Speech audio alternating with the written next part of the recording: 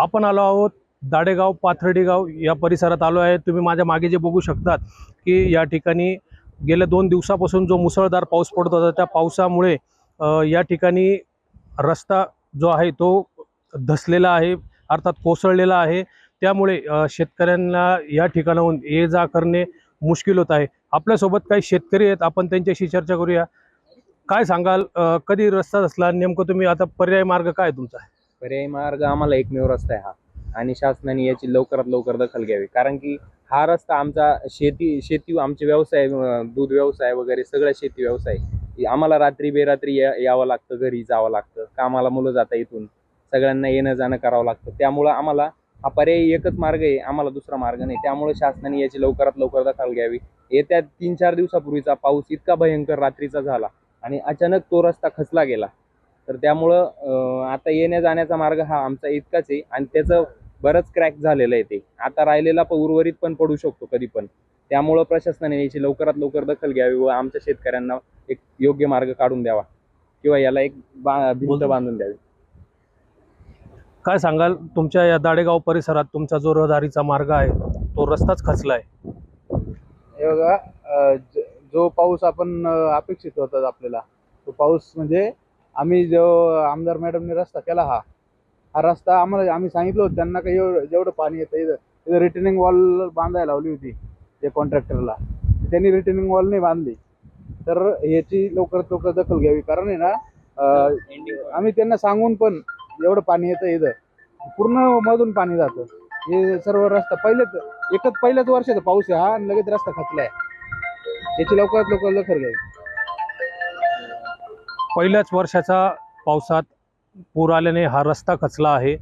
नेमकं ह्या रस्त्याची क्वालिटी काय आहे आपण जाणून घेऊया या शेतकऱ्यांकडनं। काय सांगाल? मुळात सर, रस्त्याची क्वालिटी म्हणण्यापेक्षा इथं जे इंजिनियर काम करणार होते, महापालिकेचे जे लोक होते, त्यांना आम्हाला माहिती आहे हा एंडिंग पॉईंट येतो, 4 नाले एकत्र होऊन इथं एक लास्ट पॉईंट तयार होतो, आणि पुढे वालदेवी नदी आहे। त्यामुळे इथे पाण्याचा फ्लो इतका भयंकर असतो। त्याच्यामुळे आम्ही जे इंजिनियर होते सर्वांना सांगितलं होतं, जे काय असेल ते इकडनं वॉल बांधा, इकडनं वॉल बांधा, हे आपण बाजूने दोघी बाजूने वॉल बांधायला सांगितलेलं होतं। जेव्हा पूर येतो तेव्हा तुम्हाला पर्यायी मार्ग काय पर्यायी असतो? मार्ग कुठलाच नाही आम्हाला। मग तुम्ही काय करतात? आम्हाला थांबवं लागतं। आता त्या दिवशी रात्रीचा पूर आला, दूध टाकायला गेलेले होते भाऊ वगैरे आमचे, तर ते त्या बाजूला थांबले। कामावर गेलेले होते काही जण, तर ते पण त्या बाजूला थांबले। पर्याय नसतो ना, आता शेतकरी आमचा व्यवसाय तो आम्हाला तो करावाच लागणार। काही अपघात घडलेत का या पुलावर? अपघात घडले म्हणजे याच्या आधी तर नव्हताच हा पूल, पहिलेच आत्ताच बांधला गेलेला आहे, 1 वर्ष झालं असेल, आणि हा पहिलाच पूर आहे, पहिल्याच पुरात गेलाय अर्धा, ते काही राहिलंच नाही। आता इथे एकदम अपघातग्रस्त परिस्थिती झालेली आहे, कोणी पण येऊन पडू शकतो। त्यामुळे आम्ही इथं ते दगड वगैरे लावलेले सध्या। तुम्हाला असं म्हणायचं का कॉन्ट्रॅक्टरांनी किंवा इंजिनियरांनी निकृष्ट दर्जाचं काम केलंय?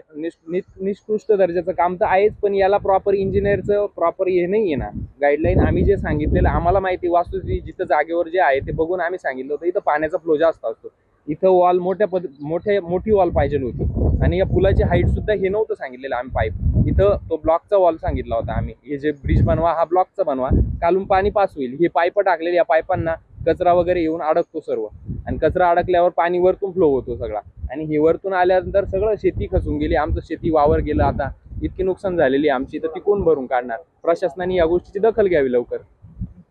या ठिकाणी शेतकऱ्यांचे देखील मोठ्या प्रमाणात नुकसान झालं आहे। पुलाची हाईट देखील वाढवून मागितली होती, मात्र निकृष्ट दर्जाचा पूल या इंजिनियरांनी तयार केला असल्याचा शेतकऱ्यांचा दावा आहे। आपल्यावर अजून शेतकरी आहेत, काय सांगाल? मुसळधार पाऊस झाल्यामुळे ते पाणी प्रमाण जास्त असल्यामुळे ती माती खचून गेलेली आहे, आणि याला पर्यायी रस्ता लवकरात लवकर उपलब्ध करून द्यावा। स्थानिक शेतकऱ्यांना दूध वाटण्यासाठी देखील जावं लागतं, कामाला जावं लागतं, मात्र यांच्याकडे कुठलाही पर्याय मार्ग नसल्याने तात्काळ ह्या पुलाचे काम करावे, अन्यथा तीव्र आंदोलन करण्यात येईल असे देखील स्थानिक शेतकऱ्यांनी सांगितलेलं आहे। नितीन चव्हाण, आपलं नाशिक, दाडेगाव।